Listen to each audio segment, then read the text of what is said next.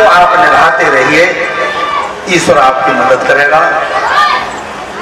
क्योंकि भगत जी ने 8 दिन पहले ही ये कार्यक्रम नियुक्त कर दिया था हर वर्ष की भांति, लेकिन कल हमारे ससुर साहब खत्म हो गए थे, जिनकी आपके यहाँ ननसाल थी, ननिहाल थी, गांव खुर्दिया। तो उस वजह से विचार किया कि हो सकता है वो ना आए, लेकिन वो बहुत अच्छी अवस्था में 85 वर्ष तक जिंदा रह करके सब तरह से संपन्न इस दुनिया को छोड़ करके गए हैं। हम ईश्वर से भी कामना करते हैं कि उनकी आत्मा को शांति दे, और बच्चों को करोड़पति बना के गए हैं, ऐसी बात नहीं है, सब तरह से संपन्न गए हैं। लेकिन ईश्वर ने अच्छी मृत्यु के लिए ये जगह बताई है कि तुम भजन करो, अंतिम समय पर मृत्यु अच्छी हो जाए, इसके लिए भजन किया जाता है। तो सही बता रहे हैं, 9 बजे दूध की डेयरी बंद करवाई है, 10 बजे खाना खाया है, 11 बजे दुनिया छोड़ दी, किसी को पता भी नहीं। तो मृत्यु के लिए भी लोग भजन करते हैं, लेकिन कष्ट तो था नहीं। लेकिन यहाँ कार्यक्रम नृत्य था, और वो भी एक धार्मिक मंदिर के सामने, तो ऐसी बात नहीं थी। भगवान सबकी मदद करता है, और हम हमेशा कहते हैं कि सबकी मदद करता रहे, लेकिन हमेशा कर्म को पकड़े रहिए। और मैं सभी पढ़ने वाले बच्चों का ध्यान केंद्रित करना चाहता हूं इस तरफ कि हमेशा ध्यान रखना, बेटा कर्म में और भाग्य में बड़ा कौन है? जो कर्महीन होते हैं वो तो भाग्य को बड़ा बता देते हैं, हमारे तो भाग्य में यही हुआ है। लेकिन हमेशा ध्यान रखना, कर्म में वो बल है कि वो भाग्य को भी बदल देता है, भाग्य को भी बदल देता है। कर्म करते रहिए, और इसीलिए गोस्वामी जी ने कहा कर्म प्रधान विश्व रचना। और भगवान कृष्ण भी कहते हैं कि कर्म ने बाधिकारस्ते मां फले सुकदाचल, ये गीता में कहा उन्होंने। श्रोता बंधु, तो जिस समय राजा का शरीर छूटा है, तो राजा ये कह गए थे, मदन नाम था उस मंत्री का, क्या मैं तुम्हारे गोद में अपने पुत्र को छोड़ के जा रहा हूं? मेरा बेटा जब तक नौजवान हो जाए और इस राजधानी का मालिक बनने लायक न हो, तब तक मेरे पुत्र का तुम पालन करते रहना, मेरे बेटा की रखवाली करते रहना। इतना सब बोल करके महाराज का भी देहांत हो गया। उस बच्चे की कीमत को केवल भगवान पहचानता है, जिसके माता और पिता दोनों ही संग छोड़ जाते हैं। दोनों ही संग छोड़कर उस बच्चे की हालत क्या होती है, ये तो केवल ईश्वर जानता है। और जिस समय वो बच्चा उस मंत्री की गोद में आया है, तो राज सिंहासन पर इन्हें दे दो जाना, ये कुछ कह रहे हैं।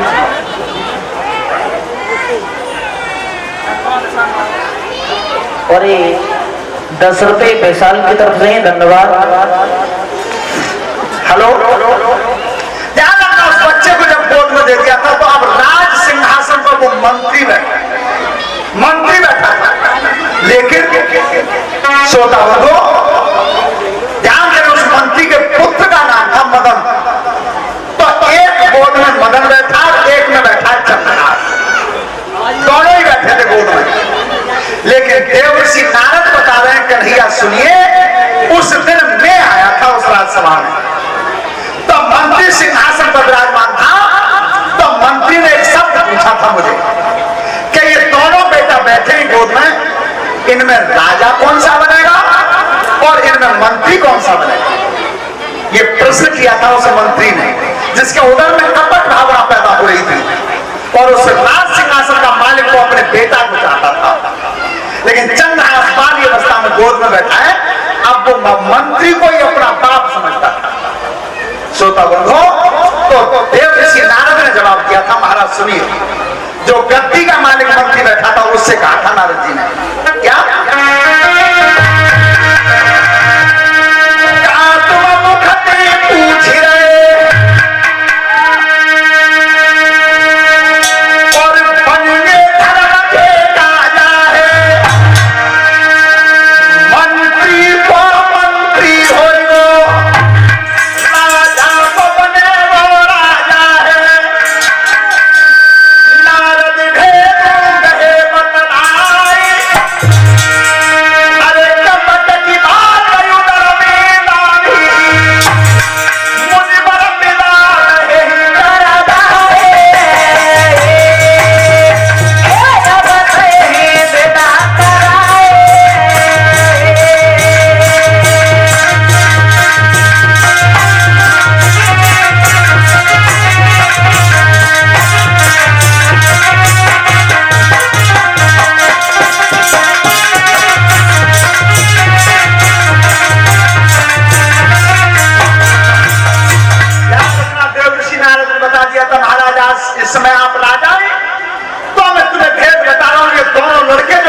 गोद में, इनमें मंत्री का मंत्री बनेगा और राजा का राजा। मंत्री के पेट में घाव बन गया कि जैसे तैसे इतनी बड़ी गद्दी मेरे हाथ में आई, और जब गद्दी का मैं सम्राट हूं इस समय, और तब भी मैं अपने लड़के को राजा नहीं बना पाया, तो फिर मेरे रहने को मतलब था वो 5 ओवर में दाव ली उसने। सोता बनो कामना क्या करता था वो उस गद्दी पे बैठ करके, पापी मन में सोच रहो और उजलती अपनाई है, हाथ फेर लाओ बेटा मैं बहुत करूं चतुराई है, मेरे घर में बन जाए ठाट, अरे इच्छा पूर्ण होई तब मेरी, मेरा कुंवर बन है सम्राट, मेरा कुंवर बन है सम्राट।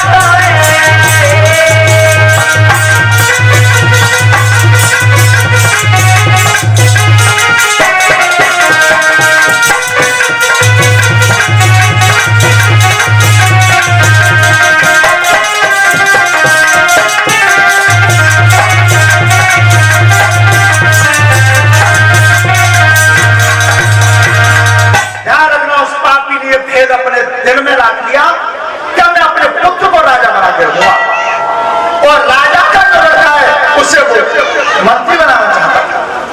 ध्यान रखना, उसे कर्म को सोच रहा है जो कर्म तुम्हारे अधीन ही नहीं है, वो ईश्वर के अधीन है, उसे स्वयं करना चाहता है। बच्चे का पालन करता रहा, लेकिन ध्यान रखना राजा कह गए थे कि जिस समय मेरा पुत्र 21 वर्ष का हो जाए और कानूनन राजा बनने का अधिकारी हो, उसी समय मेरे बेटा को राज सिंहासन पर बैठा गया। लेकिन जब वो पुत्र 21 वर्ष तक पाल के लाया वो मंत्री, तो वह पापी के पेट में पाप पैदा हुआ है। तो एक दिन का समय था कि उसे पता चला कि कल वो समय पूरा होने वाला है। तब उस पुत्र चंद्रहास को अपने पास बुलाया, बेटा मेरे पास बैठ जाओ, तुम्हारी राजधानी को मैंने इतने दिन तक रखाया है, अब कल से ये शासन तुम्हारा होने वाला है, कल से ये राज तुम्हारा हो जाएगा, लेकिन तुम्हें एक काम करना होगा मेरे साथ। कौन सा?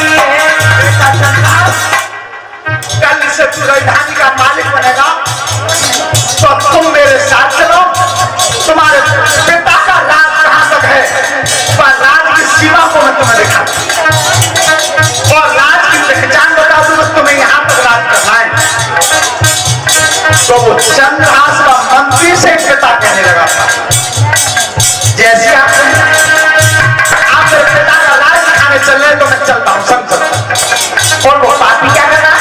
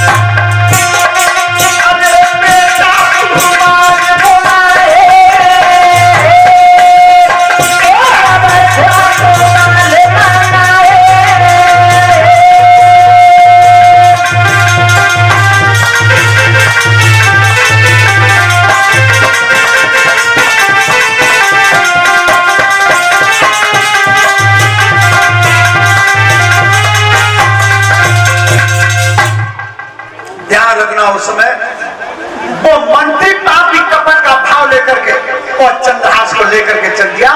सेना सब संग चल दी, लेकिन उसने अपने पुत्र मदन को सिंहासन पर बैठा दिया। सिंहासन पर बैठा दिया कि जब तक हम लौट के नहीं आवे तब तक राज की देखभाल तुम करना। लेकिन मन में ये चाह रहा है कि राज परमानेंट ही जाई को हो गए। श्रोता बंधु जो जंगल में निकल गए थे, काफी दूर 4 योजन की दूरी पर जाकर के दिन छिपे। जैसे ही दिन छिपाए तो मंत्री ने सेना को रुकवा दिया, पड़ाव लगा दिया, बेटा यहां से आगे वो कल चलेंगे। श्रोता बंधु रात्रि के समय पे आज वो कपट पैदा करता है दुष्ट। जब अंधेरा हो गया था क्या बेटा चंद्रहास एक थोड़ी सी कमी रखी, एक कमी बन गई है। मैं एक चिट्ठी लिखता हूं अपने हाथ से और उस चिट्ठी को तुम ले जाओ। जो बेटा मेरा मदन रह गया था सिंहासन को देखने के लिए, बस चिट्ठी को मेरे बेटा के हाथ में दे देना, लेकिन गेल में खोलना मत और पढ़ना मत। ध्यान रखना, कितना बड़ा विश्वास करते थे पहले।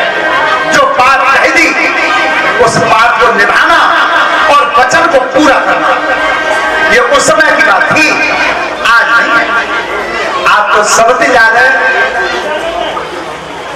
सत्यता कहां दिखाई देते हैं? तुम्हारे प्रधानी के चुनाव पर देखना। तो अरे भगवान, काउ को खा लो, काउ को पी लो, काउ पे तो रुपया ले ले, वोट चौथे दे। लेकिन पहले ऐसा नहीं था। बेटा बात पर जब शांत हो जाओ, तो जिस समय वो पापी पत्र लिखता है अपने हाथ से, और लिखा क्या उसने?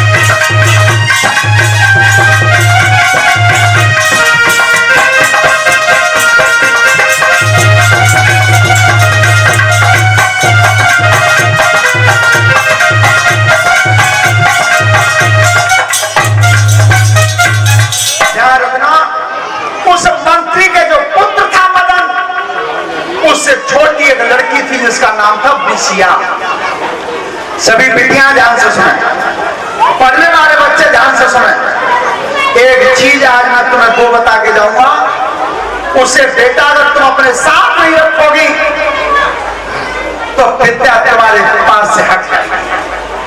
अगर विद्या को हर समय 24 घंटे अपने शरीर में हाथ से रखना चाहो पढ़ने वाले बच्चे, तो एक चीज को कभी मत त्यागना, और वो तुम्हारे सामने आ रही है, मैं बता रहा हूं। उस चीज को हमेशा 24 घंटे अपने साथ रखना, और विद्या तुम्हारा संग छोड़ जाए तो पप्पू की गारंटी।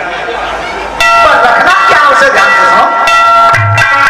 तो उस लड़की का नाम था बिसिया, और वो पापी आज चिट्ठी लिख रहा है वहां पे मंत्री अपने बेटा के लिए। क्या लिखा? कागज कलम हाथ लेके पापी नींद अपनाई है।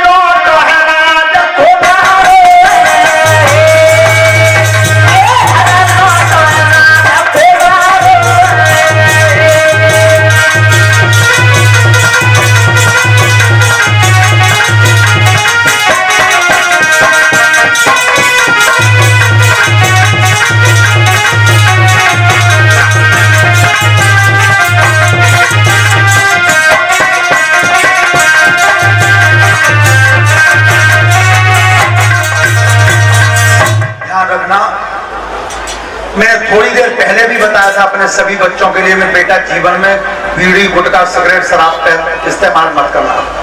लेकिन कष्ट तब होता है कि पढ़े लिखे लोग, देखो एक गांव में, नाम तो नहीं बताऊंगा चूंकि चैनल चल रहा है, एक गांव में मुझे रिटायर दरोगा जी मिले, वैसे ना बिना पढ़े लिखे ना, रिटायर सब इंस्पेक्टर साहब। तो जी बात मैंने भागवत में कही कि बढ़िया दूध पियो, बढ़िया घी खाओ, सारे बादाम खाओ, लड़का है जी प्यार। सुबह दरोगा जी सांझ को मेरे पास आए तो उन्होंने जी बताओ शास्त्री जी, ये दूध और घी कितने दिनों में ताकत देता है? मैंने कहा साहब जी मान के चलो कि अगर बढ़िया तरह दिखा भी मिल जाए तो 6 महीना में कचौती का सब दिखा देते हैं। उन्हें की हम पे ऐसी दवाई है तो 6 मिनट में ये सब दिखा देते हैं। सत्यता बता रहा हूँ, ईमानदारी की बात। वो जो एक रिटायर्ड पढ़े लिखे अधिकारी थे उन्होंने कही मेरा ऐसी तो कोई खुराक बनी है ना जो 6 मिनट में सब दिखावे।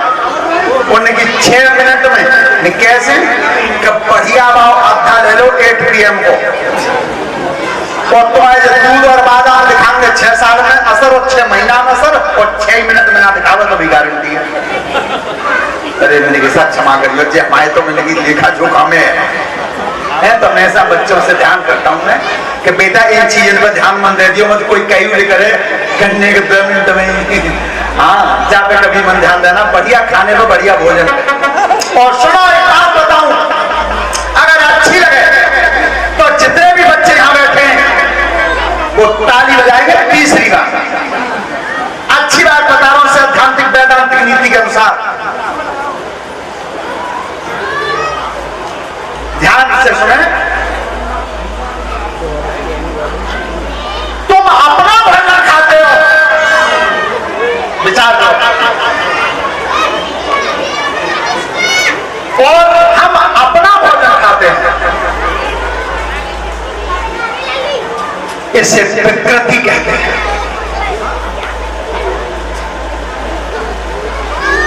श्रोता बंधु,